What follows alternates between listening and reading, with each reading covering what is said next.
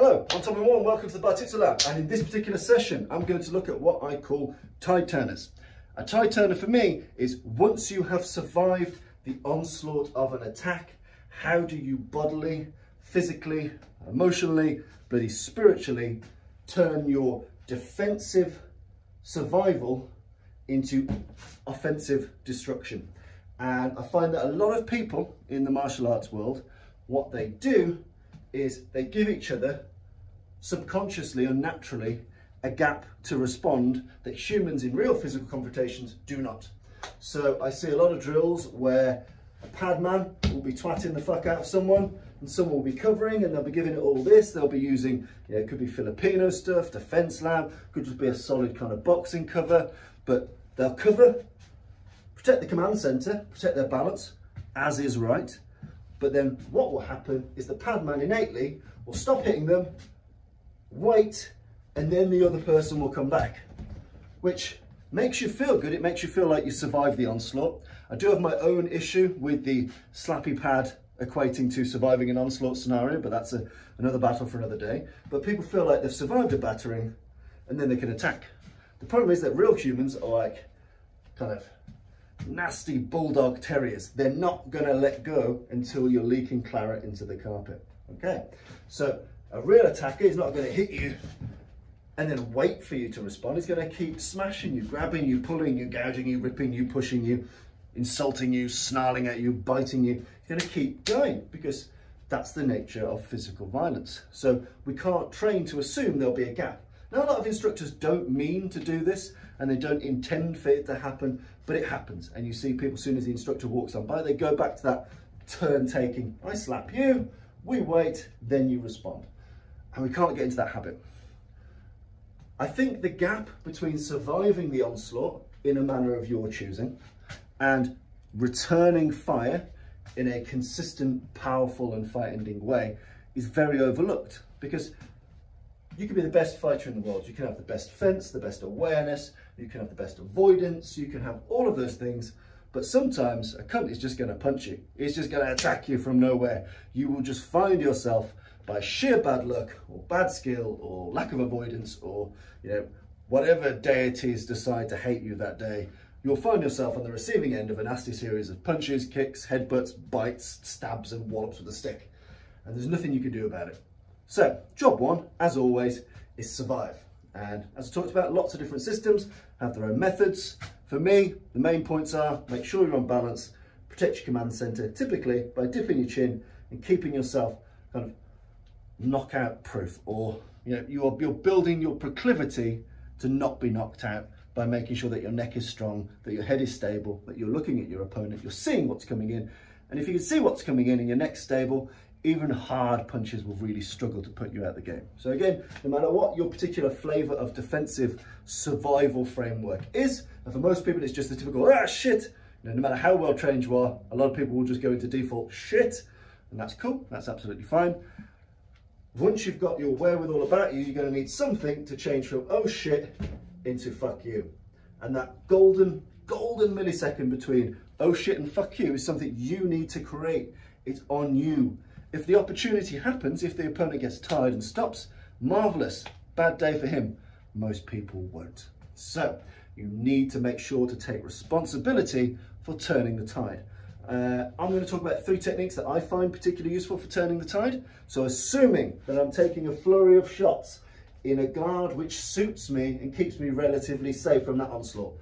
And for the purpose of this, I'll just take a default boxing cover-up because it's easier for me to speak to you. So I've taken the blows, but I've kept myself relatively awake, relatively conscious. My neck's strong, I've kept my head down, I've taken dings, but I'm okay. I can't wait for a gap. A gap is unlikely to happen, so I need to make a gap happen. I need to turn the tide. So one of the most important ones for me in the Bartitsu lab is the use of the goshiken, this kind of tiger claw-esque strike. Now in reality, the strike at the end of it doesn't really matter, whether it's a palm heel, a punch, a claw, whatever you decide to do. It's more the impetus of it and how much commitment you put into it. So if I'm taking the shots here, I can't wait for an opportunity for them to stop. I need to force that opportunity to happen. So for me, the Gutterfighting, the claw here, the fingers are to the eyes, the palm heels to the jaw. So I want to double my chances. I want a chance of a knockout, and I want a chance of some degree of eye injury, some degree of pain-based disorientation, so then I can finish the encounter with something a lot more lasting. Don't just rely on any degree of eye poke or eye jab to end the game. You might need to bodily knock that human out or strangle them unconscious, as per your whim. But if we're taking the battering here, soon as I feel like I need to change the tide, soon as I need to turn the tables on this man, the important thing for me, the Gutterfighting, I drive my body weight forward. So I don't just hit out, because his bodily attack forward, his intention, his sheer ill will, his punches, kicks, bites, swears, stabs, whacks with the stick, they will keep coming and they'll keep coming and they'll keep coming. I can't just hit him, I need to change the dynamic, and that means exploding further into the opponent than would be traditional. This is why I like Bartitsu, because there is lots of drop stepping, there's lots of committed attacks. I'm using a lunging dropping step to put mass back into the opponent. You know, it's a bit like pushing someone when your body weight's up. It doesn't do that much. You drop your body weight and you lunge forward, fuck off. And he soon fucks off. Same with the shots. So we're surviving. We now need something which turns the table, that golden technique that gives me the time and space to get gone or smash in. So we're taking the shots, whatever flavour of cover you like. We burst in with the Gutterfighting here, my knees bent, all of my mass, 95% of my body weight is smashing straight back into that man. I want him to stop coming forward and for half a second be a little bit wrong-footed himself, because as soon as that moment's happened, then I can fill him in a way that best suits your particular art. No matter what you do, you can fill the gap. It doesn't really matter. What you do need to do is halt the advance of that man, halt his confidence, halt his aggression, halt his movement, stop him off balancing you. And that's where you need to, instead of practicing just a strike, it needs to be more than just a strike. The body weight needs to go into him. The intention needs to go through him, about 2 meters behind him. You know, that's the only way I stand a chance of stopping him. Now, when I hit the bob, he exaggeratedly moves back. A human won't, but unless I train to take someone that far back, then I'll never be able to do it. I need to think I can send a real human that far back just to stand a chance of stopping him here. You know, anything less than full body commitment to that golden tide turner will lead to ruin. I will be swamped and covered in shots, hits, punches, bites, because I haven't given myself the time, the distance, the space to turn the tide appropriately. So these tide turners are very important. For me, a lot of them are based on the drop step or lunging step to smash in to that opponent. So if you're practicing a tide turner, get used to being hit. Make sure the pad man does not stop. The pad man does not stop. He keeps hitting you. If the man's got gloves on, he keeps hitting you. No stopping. It's on the recipient to decide the stopping, not the attacker. The recipient, the man being hit, needs to take the time upon which he counterattacks. And that's why these drills are best served with a motorbike helmet on, or a bullet man, or a hard bloke that doesn't mind being hit in the face. But either way, when you do it with the pads, don't stop hitting them. It's his job to stop being hit, not mine to stop hitting him, his job to stop being hit. So the tide turner 1, Gutterfighting. Taking the shots, straight in there. My body weight has gone forward. My knee has bent forward. My weight is into him. My fingers have gone for his eyes. My palm has smashed him in the face. Now I can fill the gap, do whatever I want to do. You don't need to go into that because that's a pummeling of your own discretion and choice. But for me, the drop step Gutterfighting adds that extra element of fear, because something coming towards the eyes, that tends to stop people a little bit more cleanly than a solid punch. Sometimes, you know, I'm a lifelong boxer. I love punching people, but still, for the average person, that Gutterfighting is a bit easier to train, a little bit safer on the hands, and people are genuinely very receptive to things coming towards the eyes, and they will stop, flinch. Even the flinch stops the onward onslaught, allowing me to respond. But again, full body commitment. No tapping here, no lazy palm strikes, no lazy punches. I need to go above and beyond, and that's the drop step from the Goshiken. Straight into his face. And then I can start doing other shit. Now, if you see this as just the attachment to me being the weapon, other techniques, the lead off. So the lead off from bare knuckle boxing, historical pugilism, is with a vertical fist. Most 95% of all bare knuckle boxing sources have the fist being vertical. There are many good reasons for it.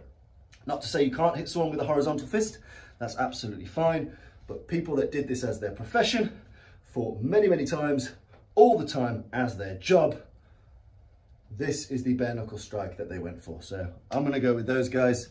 I have a lot of faith in what they have to say, their experience, because they're doing it all the time in a recorded way. Not I've had a billion fights on the doors and I've always punched this way. Recorded fights with audiences, with proof, with evidence. Professional bare knuckle boxers typically punching with a vertical fist. So it's good advice and good guidance. So again, our tide turner here, instead of the Goshiken, we're just going to go smash straight in with a lead off. The lead off is the old word for the lead hand punch. However, it's delivered differently to a jab. It's not done in a flippant jab way. It's got bodily commitment to it. It's a smash and a crash of a blow, which has its own power and its own knockout capability. So it's not a transactional jab. It's a solid bodily smash into the opponent using the vertical fist. Again, you can aim this to the throat, to the jaw, you know, wherever you need to. If they're slightly to the side, you can get it behind the ear, but it's the same drill. You're taking the battering, you're protecting the command center, you're keeping your balance, your tide turner, again, bodily force driving into it.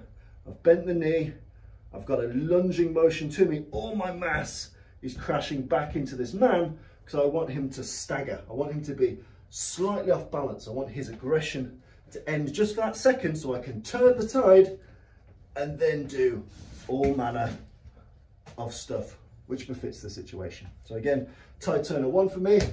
Goshiken, really good for people that don't have the time or discipline or attitude or attribute to get good at boxing, especially bare knuckle boxing for self-defense. So if you don't have that, the Goshiken is particularly useful because it's a relatively non-perishable attack and it achieves the same ends.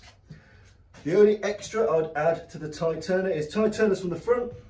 However your method of survival suits, we smash through, drop step, committed attack, good penetration, what the Japanese called nunchin, get straight in there, straight into that person. Penetrate and knock them back. I want to knock back not just his body, but his intention, his spirit, his desire to attack. All of this I need to exaggeratedly respond to give me the time and space to fill the void. But from the front, survive, survive, Goshiken, or survive, survive, lead off. Sometimes attacks, because people are bastards, happen from the side, in which case those techniques are no longer appropriate. So again, if I'm taking my shots from the side, no matter what that is, my third recommended tide turner is the use of the pivot blow or the shuto strike. It doesn't really matter whether it's a shuto, using that hard bit of the hand, the chop, or whether it's this sideways hammer fist, known in bare knuckle boxing as the pivot blow, because in reality what's hitting is exactly the same. The same part of my hand is hitting the person. Some people feel more confident doing this, some people feel more confident doing that. In the end, it matters not a jot. And so for some reason, this kind of chopping blow fell out of fashion. If anything, I find it superior to the pivot blow because I can easily go from a chop to a bit of a grab a bit of face, grab a bit of hair. From a closed fist, it's a millisecond more for me to do that. But in reality, there's not much in it. But in this particular scenario, if we're taking a bit of battering from the side, I have to make sure I put some of my impetus away, because if he's really closed on me, I can't attack with this hand. So if he's really battering me, I can just use this hand and turn into that same tide turner that we talked about. So if he's really closing in on me, I can also use this hand to smash through and do the same techniques we were just talking about. But just for the sake of variety, let's assume we're taking the attack from here. We turn just a little, just to give us a little bit of space. We don't need huge amounts of space, just an inch, and he'll keep trying to fill it. And then we rip out our technique as if we're pulling sharply on a chainsaw. We're really giving it some willy, and we're coming up and out, typically into the throat or along the jaw. Depending on where you are, that can come straight up into his throat or a little bit round to the side. Really depends on your relative position to him. But if you're taking the shots from the side, you can decide to turn and do the forward facing tide turners, or you can give yourself that little bit of a gap and then smash through with the pivot blow or the shooter. And again, make sure you explode your body weight up. Typically, if you're being attacked from the side, you'll need to do this first tide turner, and then you might need to follow through with an orthodox forward facing tide turner to seal the deal. It's harder to knock out that person from the side. They've got two eyes on you. I've got one eye on him. There's lots that can go wrong. So just be ready for that. So from the side, if I've got my defensive cover, I give myself just an inch or two of space, and then I rip out viciously with a tide turner, which could be a pivot blow or a shooter. And from here, so I'm immediately looking to do a second tide turner, which in this instance will be my Goshiken. And I'm still driving my body weight, my penetration, my drop step is always pushing him really far back. And that's essentially the drill in a nutshell. How to turn the tide. Get used to being able to train that millisecond where you decide, I'm going to stop being attacked and I'm going to start to attack. Be very mindful and watchful in your drills that your opponent doesn't stop attacking you for the sake of the drill to allow you to respond. So if you're the pad man or the man with the gloves or the person delivering the beating, don't stop. It's his job to stop me hitting him. His job, not mine, his job. Have that in your mind, because in a fight, you always want to be thinking, it's my turn, it's my turn, it's my turn. It's never their turn, it's always my turn until the game's over. So when I'm being hit, he thinks it's his turn. I need to be able to immediately switch that around. Now it's mine, and it will continue to be mine until the encounter's over. So practicing those tide turners, those techniques that give you the disruption of the balance, of the mind, of the impetus, following which you can continue to attack, are very, very important, very often undertrained, very often mistrained because of how people get used to training in their dojos. You know, people are nice and they want to give each other equal turns. But please, please, please do practice them, play with them, experiment with them, find ones that suit you and your style, that go from your particular cover system if you have one, or oh shit if you don't. And please, please, please do get used to the notion that it can't just be a normal attack, it has to go above and beyond to disrupt someone's advance, because as soon as people start attacking, they build confidence, they tend to build competence. You know, confidence breeds competence. If he's attacked me and it's a little bit shit, but he keeps going, he's probably going to get better at it. So again, you need to disrupt all of those intentions, all of that kind of aggression, attacking behavior. I need to switch that around. I need to turn the tide, and there are specific techniques which are better for that than others. So do train for those scenarios. And if you are being a padding partner, be very considerate to how you help train people and how you help others grow. And that means don't give them the gap to respond. Keep going, keep going. It's his job to not get fucked up. His job. If you're the defender, your job to not get fucked up, not your opponent's. Very important.